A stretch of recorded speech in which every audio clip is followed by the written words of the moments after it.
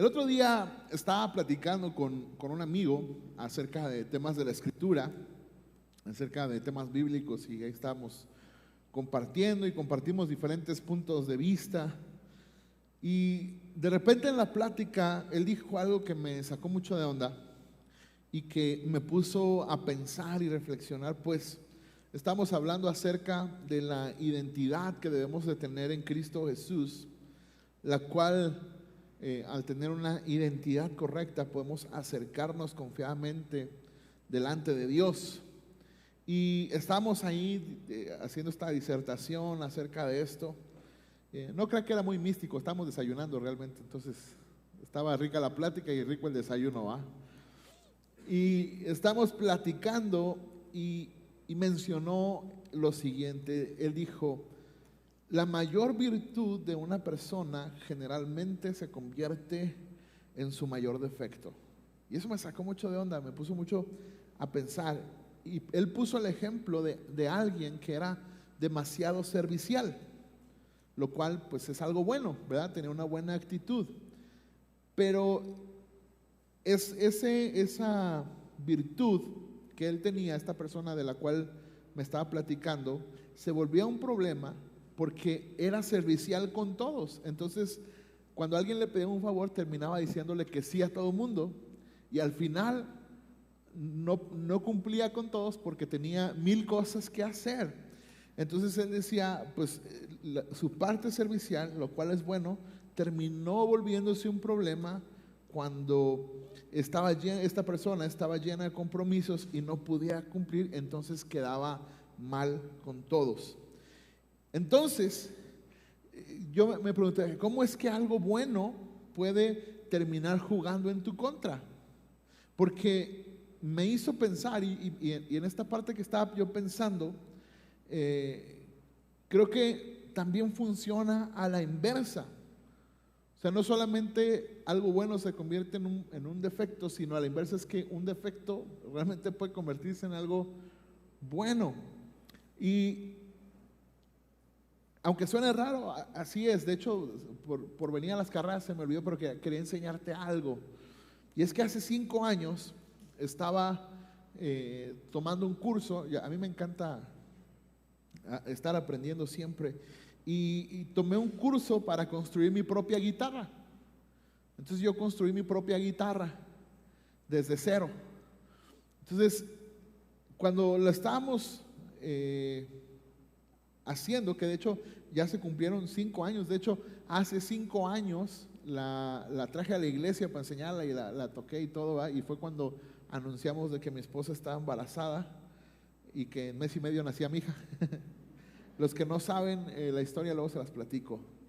Pero saqué mi guitarra y la estaba enseñando, pero hay algo muy peculiar en esa guitarra, y es que las tablas con las que hice la tapa, ¿verdad? Porque son 2 tablas y se unen, con las que le hice tenían un defecto, y era como, a las orillas eran como oscuras. Entonces, a la hora que los pegué, no quise, o sea, porque tienen como un lado, y lo lógico era que dejara lo oscuro hacia el medio, pero no, quedó hacia afuera. Y era como un defecto o si se puede decir así, era un defecto de la madera. Y yo, la verdad, en secreto, porque estaban todos mis compañeros ahí, yo estaba molesto porque me habían tocado esas tablas. Los otros compañeros gandallas agarraron las más bonitas, ¿verdad? Y a mí me tocaron esas tablas feas. Y luego, al hacer el diseño del cabezal, me quedó más grueso de lo que yo esperaba. Sin embargo, cuando llegó el día de la presentación, el socio del maestro Laudero, cuando vio mi guitarra, dijo: qué bonita guitarra. Y de hecho le dijo: hay que sacar las medidas del cabezal porque me gusta para un diseño, se ve muy bonito. Y otro de mis compañeros, que además era mi tocayo, me dijo lo siguiente: tocayo, qué bonita se ve esa parte oscura. O sea, la parte que yo odiaba, dijo, qué bonito se ve, ¿verdad? Lo que para mí terminó siendo un diferenciador en algo que construí. Qué curioso que para otros fue algo que fue bueno. Para mí era malo, yo no lo quería, no me sentía a gusto con eso, pero para otros fue motivo de, de admiración, o decir, ah, mira qué padre se ve, qué bonito se ve. Y eso es muy curioso porque lo que me hace preguntar, ¿cuál es, si pensamos en nosotros como una obra de Dios, porque Dios se revela a sí mismo como un alfarero, como un artesano en la Biblia, ¿verdad? Y nosotros como su obra, ¿cuál sería tu mayor defecto? Y ese es el tema del día de hoy. Mi mayor defecto. Diga conmigo, mi mayor defecto. Yo sé que yo parezco que no tengo, soy casi perfecto, pero no, sí tengo. Probablemente si le preguntas a tu esposa, es la primera que te va a sacar los defectos, ¿verdad? Quizá tú pienses que este tema podría, por el título, podría estar enfocado en nuestra humanidad, pero no. Como cada mensaje que tratamos de comunicar en Salvar, este mensaje va a hablar de la preciosa obra de Cristo. Sin embargo, pasa algo curioso, que siempre está el deseo de ver la obra terminada en otros, pero reclamamos misericordia para nosotros. ¿Aló? Es decir, somos buenos para ver los defectos de los demás. Y si vemos un defecto, nosotros queremos misericordia, pero no queremos otorgarla. Vemos los defectos en alguien más y decimos, no, eso yo creo que ni cristiano es, decimos, ¿verdad? Sí queremos ver la obra terminada en otros, pero cuando vemos nuestras carencias, nuestros defectos, ahí sí pedimos misericordia. Y eso refleja, mis amados, que seguimos creyendo en un evangelio por obras. ¿Sí sabía que cuando reclamamos que otros no hacen lo que deberían hacer, estamos creyendo en un evangelio por obras? Se lo voy a demostrar. Porque culpamos a otros porque no hacen lo que deberían hacer, en lugar de confiar en lo que Dios puede hacer con las demás personas. ¿Aló? Entonces tú estás implícitamente creyendo que esas personas deberían mejorar por sí mismas, basados en sus propias obras y no por la gracia de Dios. Entonces, aunque creas en la salvación por gracia para ti, crees en la salvación por obras para otros. ¿Aló? Y digo salvación porque algunos dicen, bueno, pero eso es cuando crees. No, Señor, la salvación es un proceso completo que se va a terminar hasta que Cristo vuelva. Algunos diferencian la salvación de la santificación. No se puede. Es lo mismo. Porque no se puede pensar en salvación sin la obra transformadora del Espíritu Santo. El problema es que creemos que la santificación se alcanza por méritos. Ese es un gran problema, gran problema. Creemos que la santificación la logramos por nosotros mismos. Y no, yo soy santo. No eres. Mira, somos santificados por la obra de Cristo, pero somos santos defectuosos. Esa es la verdad. Y no hay medidas de santidad. No hay quien es más santo y menos santo. Literalmente la Biblia dice, sed santos como Dios es santo. Esa es la única medida que hay. Y el único que nos puede hacer como Dios es Dios mismo a través de su Espíritu. ¿Cuántos están de acuerdo conmigo? Por eso, muchos, en lugar de confiar en lo que Dios puede hacer con otras personas y conmigo, reclamamos cuando no hacen lo que nosotros esperamos. Y esto es algo que nos muestra claramente la Escritura. Porque hay una parte dentro de los profetas, específicamente en el profeta Isaías, que habla de un rey que había sido elegido por Dios para obrar en favor de Israel. Este rey es el rey Ciro, que específicamente dice ahí que este rey no conocía a Dios. De hecho, desde la profecía decía, y aunque no me conoces, yo te escogí. Y eso es impresionante porque a veces dudamos de la soberanía de Dios y creemos que Dios no puede hablar por medio de personas que aún conozcan, la verdad es que Dios es soberano y Él usa a quien Él quiere. Y entonces dice, aunque tú no me conoces, yo te he escogido. Y entonces viene una advertencia de parte de Dios para aquellos que dudan que Dios había escogido a Ciro. Y recuerda que, insisto, estamos viendo una profecía, está hablando de lo que va a pasar. Y no quiero hacer una analogía de Ciro con nosotros, decir, no, pues Dios nos escogió aunque no lo conocíamos. No, tampoco, ni tampoco quiero hacer la interpretación de Ciro como tipo de Cristo, porque lo menciona como un ungido que va a liberar a Israel, ¿verdad? Y sé que en un sentido teológico llega a ser como tipo de Cristo para traer libertad a su pueblo, pero sí quiero poner énfasis en el carácter de Dios que se revela a través de este pasaje de Isaías, porque habla básicamente de aquellos que verían los defectos sin considerar la poderosa obra de Dios. Verían los defectos de Ciro sin considerar lo que Dios podría hacer. Y entonces en ese contexto es cuando entramos al pasaje que nos ocupa el día de hoy. Es Isaías capítulo 45, versos 9 al 13. Isaías 45, versos 9 al 13. Y si puedes buscarlo en tu Biblia o puedes leerlo en la pantalla, dice la palabra del Señor: ay del que contiende con su hacedor. ¿Habrá de esa gente? ¿Sí existirá? Sí. Ay del que no es más que un tiesto entre los tiestos de la tierra. No está hablando de un DJ, ¿ok? Ahorita le explico qué es un tiesto. Dice, ¿acaso el barro le reclama al alfarero? Fíjate en lo que haces, tu vasija no tiene agarraderas. Ay del que le reprocha a su padre, mira lo que has engendrado. Ay del que reclama a su madre, mira lo que has dado a luz. Bueno, lo voy a poner en 2023. Yo no te pedí nacer. Así dice el Señor, el Santo de Israel, su ¿qué? Artífice.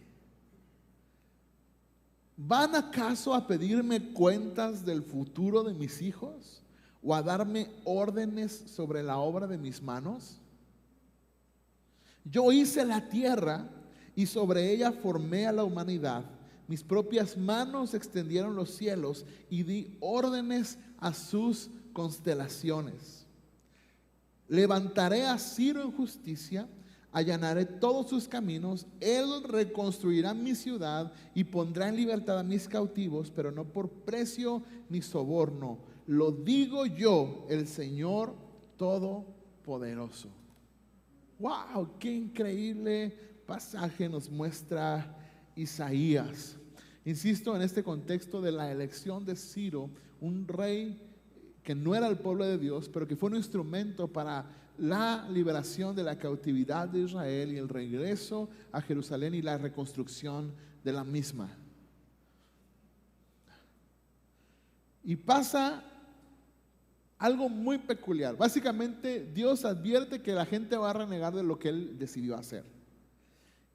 Y Él dice, bueno, pues, ¿quiénes son ustedes para reclamarme lo que yo quiero hacer? Y dice, ay del que reclama es tiesto sobre los tiestos de la tierra. ¿Alguien saben qué es un tiesto? Que no sea el DJ Tiesto, no. Un tiesto es una vasija de barro que se ocupa, es como una maceta, pues.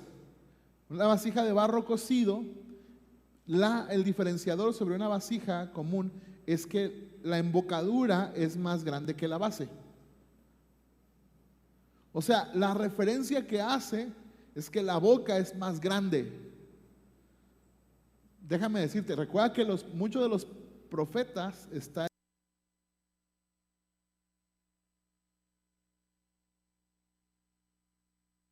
Se va a ver muy feo, pero para que me entiendas, en el lenguaje del barrio decía, pues son muy hocicones. O sea, son muy bocones. El que le reclama a Dios es un bocón. Básicamente es lo que está diciendo. Y entonces Dios advierte que va a haber este reclamo. La pregunta es, cuando hay una situación en tu vida, ¿tú qué ves? ¿Defecto u obra de Dios?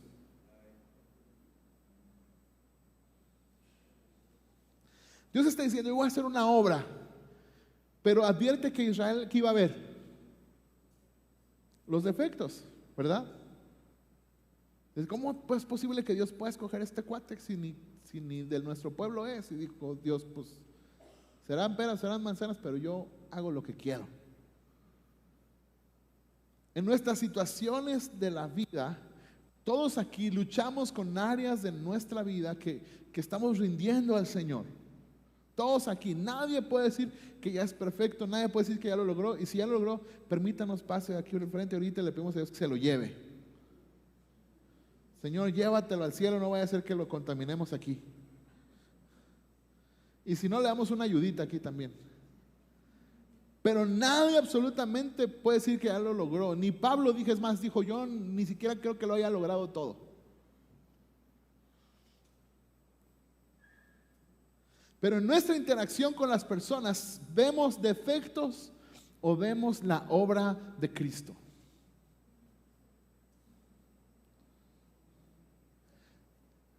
Entonces, la siguiente pregunta es, depende de lo que ves. Si ves defectos o ves obra de Dios, ¿cuál es tu actitud delante de Dios? Porque este pasaje nos muestra dos actitudes: o te rindes o te rebelas. ¿Cuál es tu actitud delante de Dios? Incluso contigo mismo.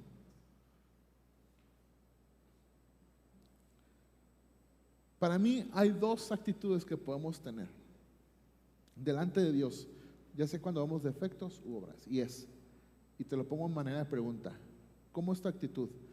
¿Reclamo o rendición?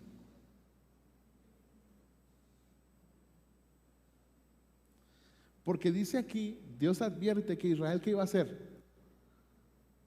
Le iba a reclamar, ¿sí o no? Le dice, ¿acaso el barro le dice a su hacedor, hey, ¿por qué no me pusiste agarraderas?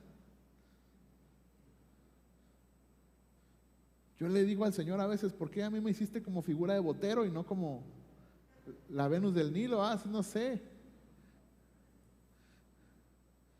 Necesita ver más arte, porque no le entendió mi chiste.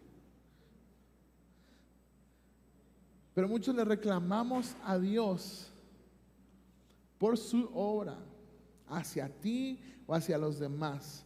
Es más, ¿alguna vez has dicho que te odias a ti mismo? Ahora, este no es un mensaje, perdón que se lo diga así, tampoco es un mensaje de esas tonterías de ama tus errores, ¿verdad? Porque sí es bien bonito, pero es demasiado subjetivo, ¿verdad? Porque yo puedo decir, yo tengo un error que me gusta agarrar sopapos a la gente que voy pasando y amo mis errores. No, pues tampoco, ¿verdad? O sea, es demasiado subjetivo. Pero yo lo que quiero enfocar, insisto, es en la obra de Dios. Porque el reflector tiene que estar en Dios, no en nosotros. Entonces vamos a ver cómo mi mayor defecto en realidad es una muestra de la gracia de Dios que glorifica a Cristo. Ese es el enfoque que le quiero dar. Que un defecto que podamos tener en nosotros, en realidad puede ser una muestra o un medio por el cual Dios muestre su gracia y Cristo sea glorificado en mi vida. Por supuesto que tampoco esto es una apología a conformarnos con nuestros errores, sino es un llamado a rendir nuestra vida a Cristo para que Él se glorifique en nuestra debilidad. No estoy diciendo, no, pues así quedémonos, que al cabo Dios me ama así con todo. Pues sí te ama, pero te ama tanto que te va a formar a la imagen de Cristo. ¿Cuántos dicen amén? Entonces la pregunta que sigue sería, ¿cómo rindo a Dios mi mayor defecto? ¿Cómo le rindo a Dios mi mayor defecto? ¿Ya pensaste cuál es tu mayor defecto? Ser tan guapo no es un defecto, ¿eh? Ser orgulloso, sí. ¿Cómo lo rindo? Recuerda que vamos a analizar cada versículo. ¿Me ayudas, quién está ahí? Karen, gracias Karen. ¿Me ayudas poniendo el versículo 9 de Isaías 45, el primer versículo que leímos, por favor? Dice, ay, ¿de qué? Del que contiende con su hacedor. Ay del que no es más que un tiesto entre los tiestos de la tierra. ¿Acaso, qué dice? Le reclama al alfarero, fíjate en lo que haces, tu vasija no tiene agarraderas. ¿Conoce de esos o no? Entonces, ¿cómo rindo mis defectos a Dios? Número 1, reconociendo que Dios es mi hacedor.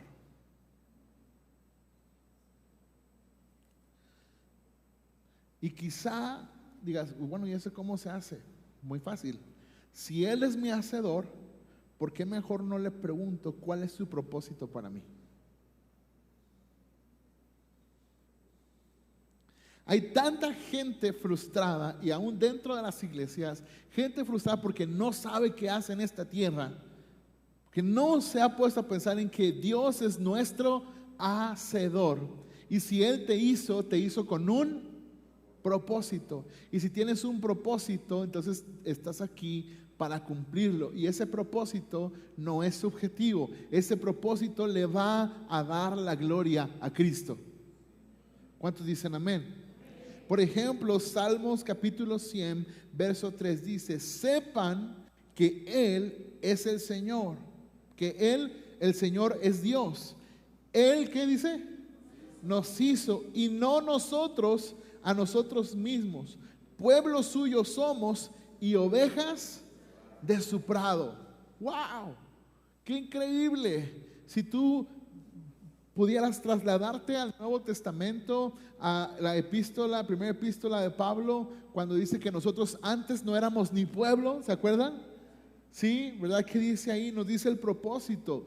Dice, ustedes son nación santa, real sacerdocio, pueblo adquirido por Dios, a fin de que anuncien las virtudes de aquel que los llamó de tinieblas a su luz admirable. Así que por lo menos aquí ya tienes un propósito en tu vida: mostrar la grandeza de Dios en nuestras vidas y comunicar a otros de esa preciosa obra de Cristo.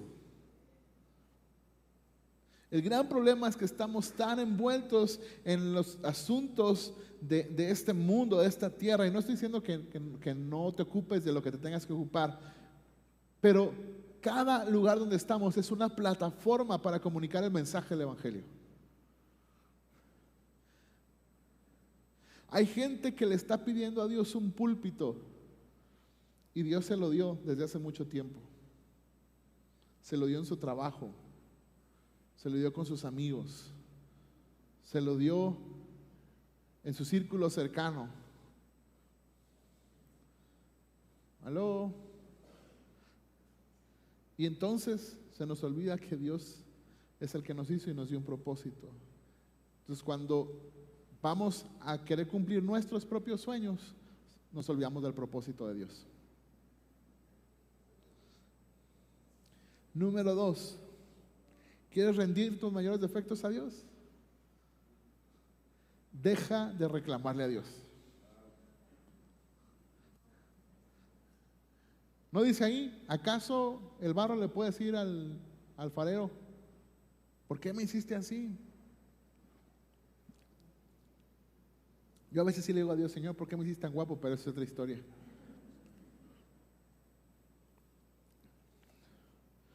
Pero somos más de reclamar y menos de preguntar.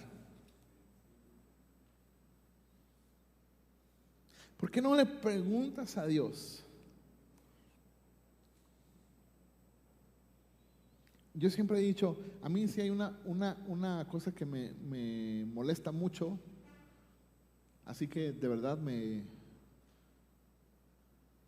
no sé si me molesta más de lo que me agüita, pero algo me da. Y es que la gente te diga, tú que estás más cerca de Dios, pídele. No más porque tengo que ser educado y decirle, sí, como no, con mucho gusto, ahorita hablamos. Pero a veces, ¿me confieso? Sí, me deja confesar. A veces me van a decirle, pues está contigo. ¿O que Él no te salvó a ti?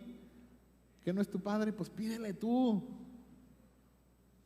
Tú estás lejos porque quieres. Porque Él es el que se acerca a nosotros. Pero dejemos de reclamar a Dios. Hay veces, yo he conocido personas que han sufrido con algo toda la vida y se murieron y siguieron sufriendo. Y fueron personas piadosas, personas que amaban a Dios. ¿Y sabes qué es lo peor? Que lamentablemente muchos creen que Dios no estuvo con ellos porque como no les sanó, porque no les cambió esa circunstancia, como si Dios no estuviera ahí. Pero se nos olvida que Dios no es un genio de la lámpara que te concede los deseos. Dios es soberano y Él puede usar el sufrimiento para su gloria. Pero estamos acostumbrados a un evangelio como una aspirina, ¿verdad? Para que nos quite el dolor instantáneo. Y entonces, al no ver los resultados que queremos, ¿qué comenzamos a hacer? Reclamarle a Dios. Si quieres rendir tus errores, tus defectos a Dios, deja de reclamarle a Dios. Pero si hay algo todavía peor que eso, que es el punto número 3. Porque si recuerdas lo que leímos, te lo voy a leer de nuevo. Dice, así dice el Señor, el Santo de Israel, su artífice. ¿Van acaso a pedirme cuentas del futuro de mis hijos o a darme órdenes de la obra de mis manos? Entonces no solamente tienes que dejar de reclamarle a Dios, sino tienes que dejarle de pedir cuentas a Dios.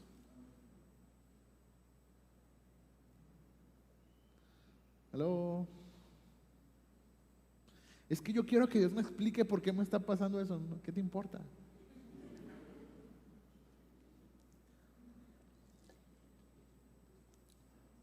Es que ¿por qué tiene que ser así? Dios no tiene por qué darte cuentas. Y de paso, deja de darle órdenes. ¿No? Porque somos bien buenos para orar dándole órdenes al Señor, ¿verdad? Señor, yo declaro que tú la sanas. Y yo me imagino al Señor. ¿Se acuerdan de ese meme de un gnomo que estaba así? ¿Se acuerdan qué decía? Decía, oblígame, perro. Así decía. Yo no, el meme. Así me imagino a Dios diciendo así, yo declaro que tú la sanas. A ver, oblígame. Porque estamos acostumbrados a darle órdenes a Dios. Y Dios dice, a veces me dan ganas, cuando empiezan a orar así, sacarle la Biblia así en Isaías 45. ¿No? Deja de darle órdenes a Dios. Señor, es que, mire, somos también medio chantajistas, ¿verdad? Porque venimos de una cultura donde nos enseñaron que como Dios era olvidadizo, ¿verdad? Había que recordarle las promesas, porque a Dios le gustaba que le recordaran las promesas porque a Él se le olvidaban, ¿verdad? Entonces decimos, Señor, tú lo prometiste en tu palabra que vas a hacer tal cosa. Y yo a veces a Dios me imagino, hijo, estudia por favor, eso se lo dije a tal persona, ya se lo cumplí, ¿para qué te lo cumple a ti? No sé si se acuerdan hace algunos años que hubo un conflicto en Siria y que decían, oh mira, aquí en la Biblia dice que Siria le iba a pasar eso. Sí, si vas a la historia, esa profecía se había cumplido hace más de 1000 años.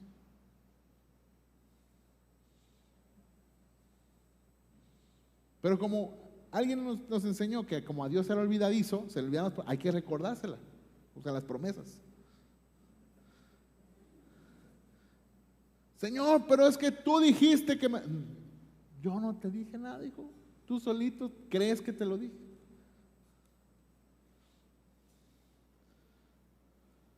Les decía el miércoles, algunos dicen, Padre, tu palabra dice que caerán a mi lado 1000 y 10,000 a mi diestra, mas a mí no llegarán. Pregunta, ¿alguien nunca le ha pasado ni un problema aquí?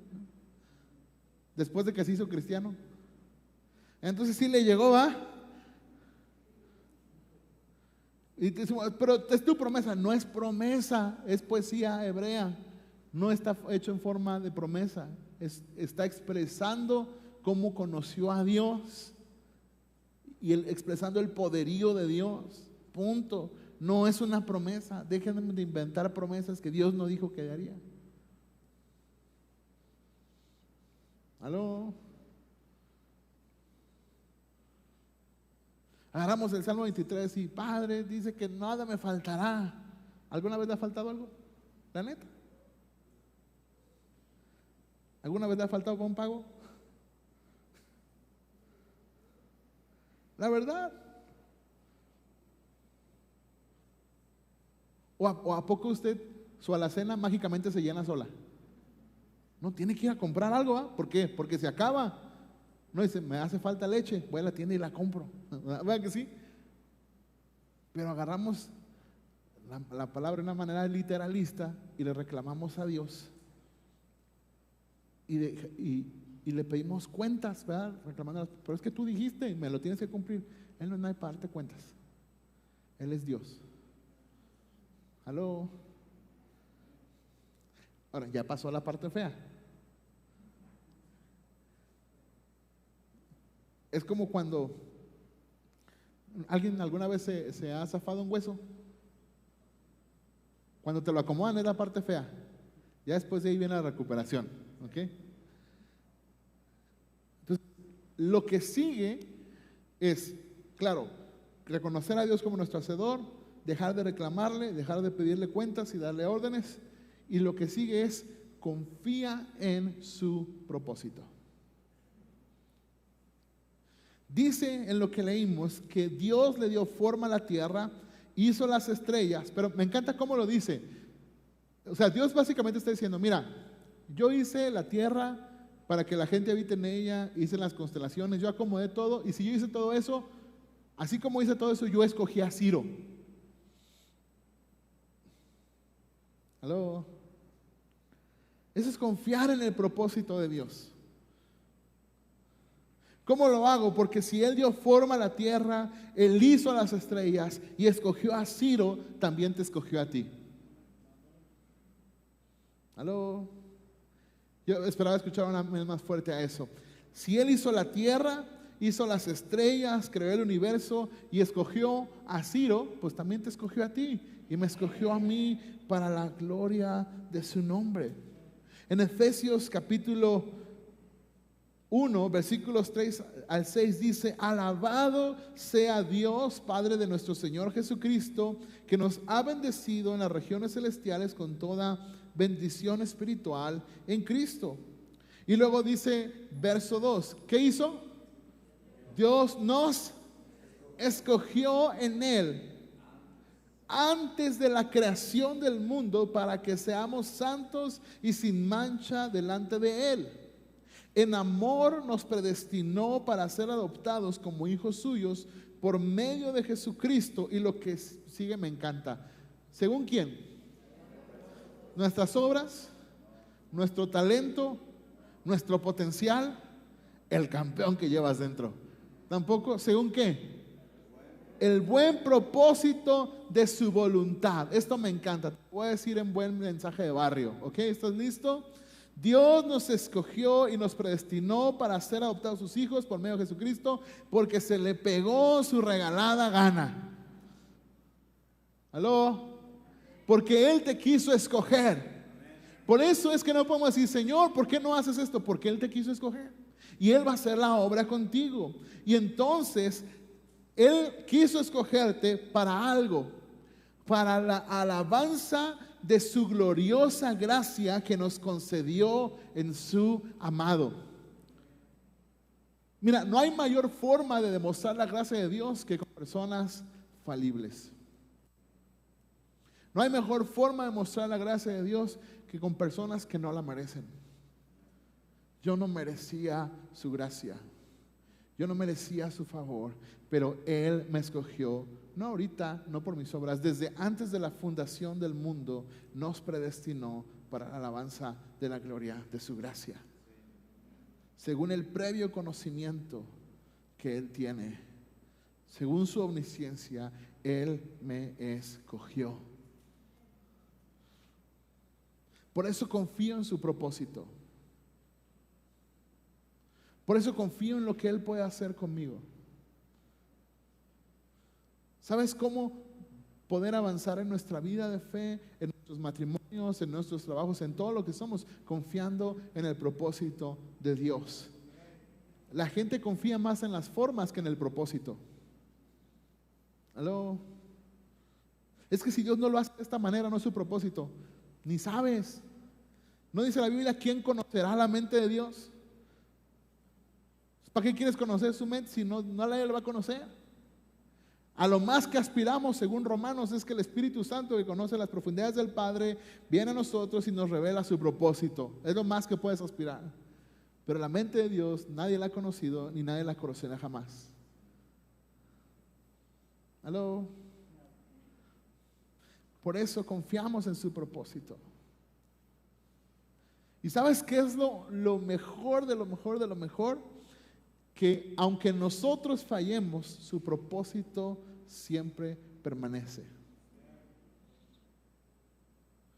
Porque a veces queremos que sea nuestra forma y Dios usa nuestros errores para que sea a su forma. Ahora, la pregunta es, ¿cómo se ve un defecto?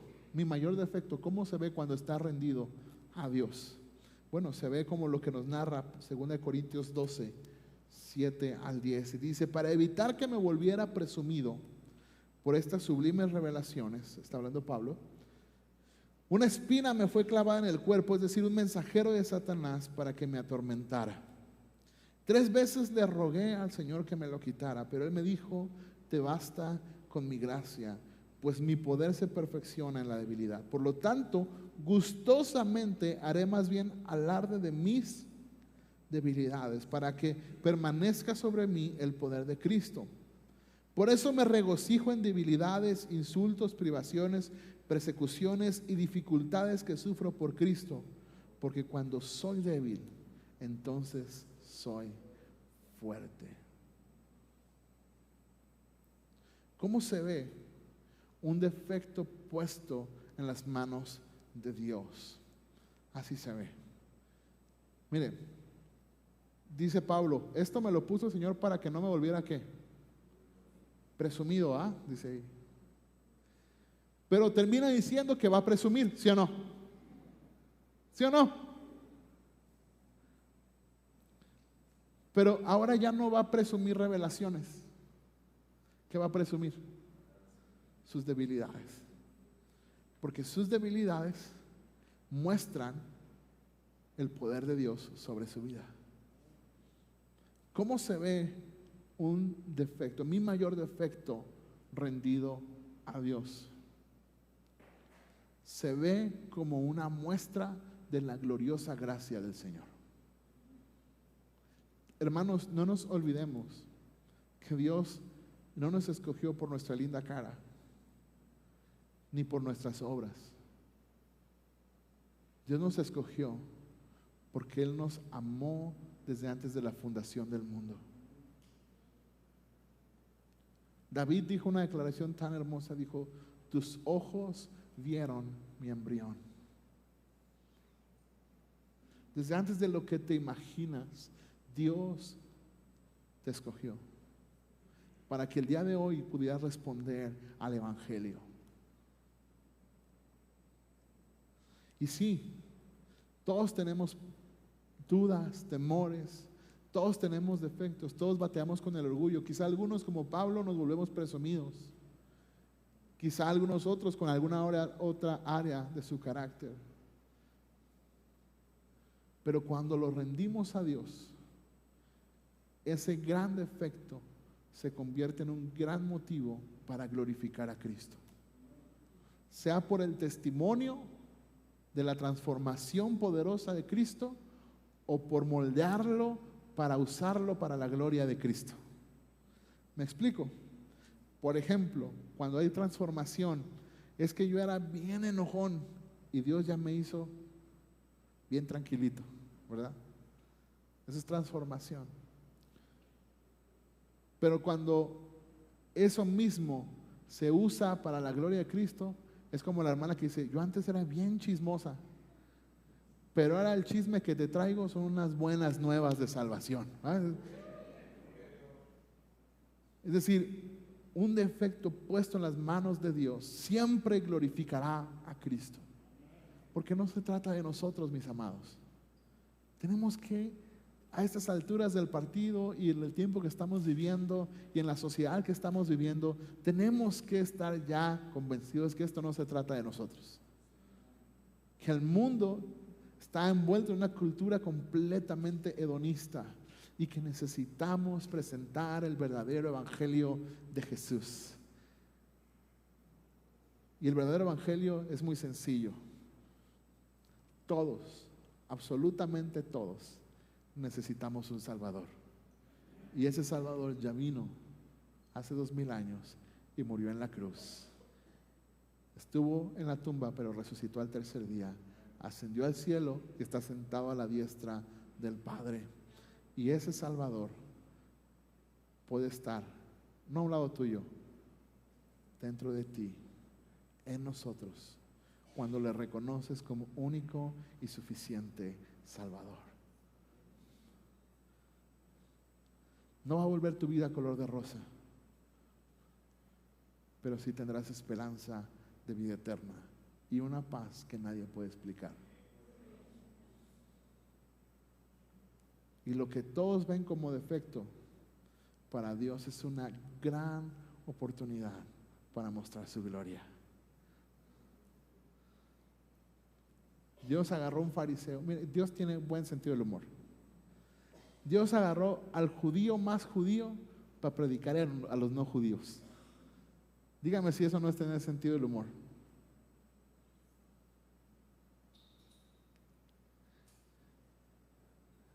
Agarró un cobrador de impuestos para predicar el evangelio. Un celote, un guerrillero. Esos eran los celotes, guerrilleros. Dios tiene buen sentido del humor. Vaya, me escogió a mí para pastorear, imagínense. Si no tiene sentido del humor el Señor. Pero algo estoy convencido, que mi mayor defecto en las manos de Cristo terminará por revelar su gracia y glorificarlo solo a Él. Así que dejemos de reclamarle a Dios, ¿por qué me haces? ¿Por qué pasa esto? No, confía en su propósito. Confía en su propósito. Ríndete como Pablo lo hizo. Señor, quítame este aguijón. Nadie sabe qué era el aguijón. Nadie sabe. Puedes hacer interpretaciones o lo que sea, pero en realidad son solo especulaciones. En realidad nadie sabe al 100% qué era lo que tenía. Algunos dicen que como era un mensajero de Satanás era como un demonio o algo así, pero necesitas leerlo en griego para entender lo que está hablando. Pero el punto es que aunque nadie sepa, era algo que le atormentaba. Incluso algunos historiadores dicen que tenía como una especie de afección en la piel. Sinceramente no me interesa qué tenía Pablo. Lo que me interesa es lo que Dios estaba haciendo con Pablo. Y que Dios le dijo, mira, no te lo voy a quitar y hazle como quieras. ¿Cuántas veces le has pedido a Dios que te saque de cierta situación? ¿Qué harías si Dios te diga, no te voy a sacar y hazle como quieras? ¿Aló? No nos queda más. No nos queda más. Dijo la hermana Selena, no me queda más. ¿Verdad?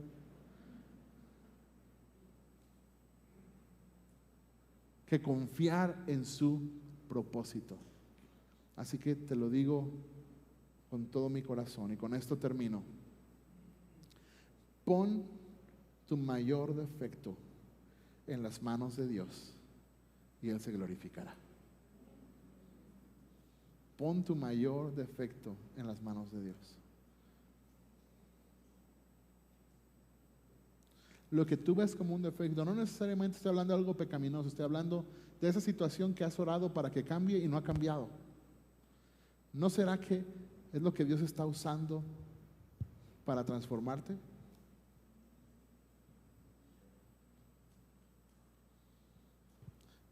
Dejemos de creer en este falso evangelio donde le podemos reclamar a Dios.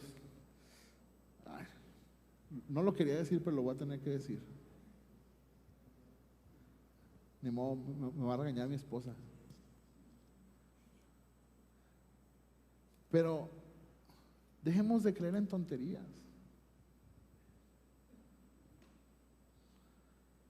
Donde Dios hace lo que nosotros queremos, no. Él nos hizo y no nosotros a nosotros mismos. Confiemos humildemente en su propósito.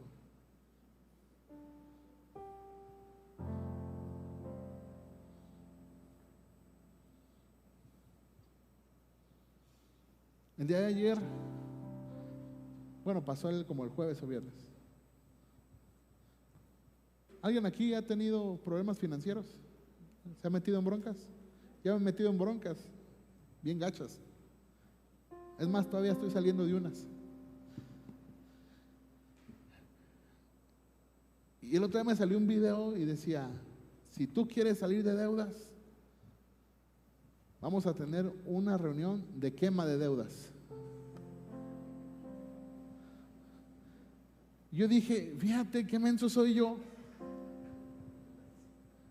Yo queriendo arreglar mis finanzas, hacerme mejor administrado, pidiendo perdón al Señor, a mi esposa por ser un mal administrador, queriendo hacer las cosas bien de mi hogar.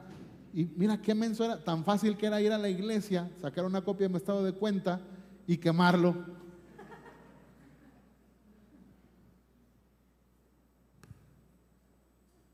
Y quizá le da risa, pero mire, por esta. Y luego decía, si tú estás viendo este video, no es casualidad, ven a quemar tus deudas. Mira, de nada sirve quemar deudas si no te vuelves administrado, si no eres inteligente financieramente, si no tienes salud financiera. No vas a ver, aunque vas a más una quemazón y van a contaminar el lugar y todos van a salir intoxicados de papel quemado. Perdón, lo traía aquí atorado, lo tenía que sacar. Ya después yo me arreglo con mi esposa.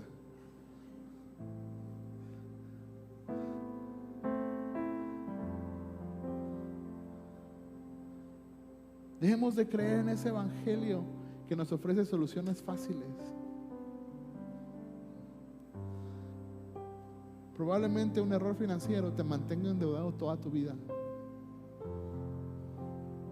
Pero justo ahí Dios te puede transformar y cambiar tu corazón y hacerte más como Él, a priorizar en saber qué es lo que realmente vale la pena. Quizá a alguien le dieron una noticia de alguna enfermedad y dice, no, yo rechazo en el nombre de Jesús. Hazle como quieras. Si Dios va a usar esa enfermedad para su gloria, Él la va a usar porque Él es Dios. Si de repente te visitó tu suegra, dices, no, en el nombre de Jesús fuera. No, a lo mejor Dios la tiene ahí para moldear tu carácter. Aló, Dios bendiga a mi suegra.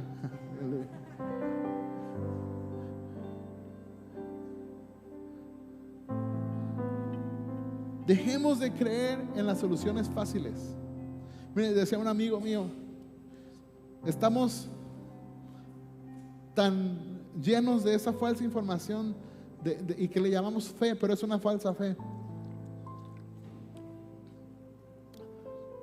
Que creemos en la ilusión y no valoramos el esfuerzo y el trabajo, el cual Dios bendice. ¿Quieres hablarme de prosperidad?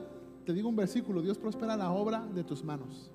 O sea, si no haces nada, no hay nada que prosperar. ¿Aló? Es más, mira, me dijo este amigo: mira, hasta para ganarse la lotería hay que trabajar, porque hay que tener dinero para ir a comprar el mendigo boleto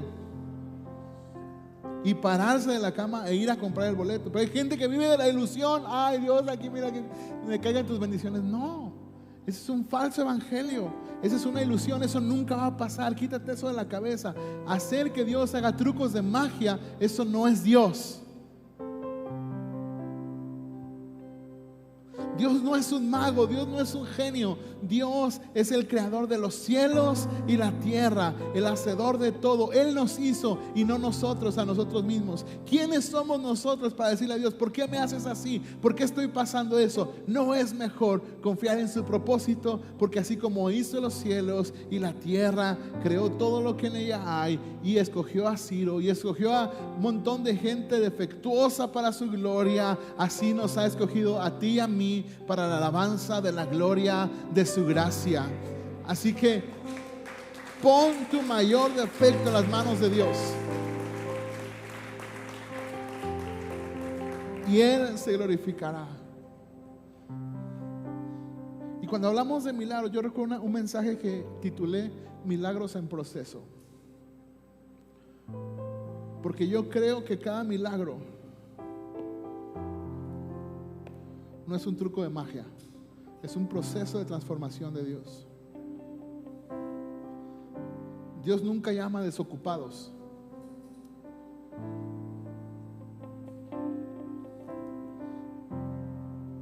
Y Dios no hace trucos de magia para impresionar a nadie. Dime el milagro que quieras en la Biblia, y todos tenían un propósito y un proceso previo y posterior. Todos, el que quieras. La multiplicación de los panes y los peces no era un truco de magia, tenía el propósito de alimentar a todas esas personas, suplir sus necesidades y además confirmar la fe de sus seguidores, pero además mostrarnos a ti y a mí después de 2000 años que si tuviéramos la disposición de ese niño de poner lo poco que tenemos en manos de Dios, Él lo puede multiplicar. Así que pon lo que consideras tu mayor defecto en las manos de Dios, para que Él se glorifique en tu vida. Dejemos de pedirle que Él cambie las circunstancias y pidámosle que cambie nuestro corazón. Así, cuando cantamos que Él es milagroso y que abre caminos, no lo hacemos desde una perspectiva egoísta, lo hacemos confiando en su propósito, y que aunque no podamos ver, Él siempre está obrando. ¿Cuántos dicen amén? Vamos, glorifica al Señor.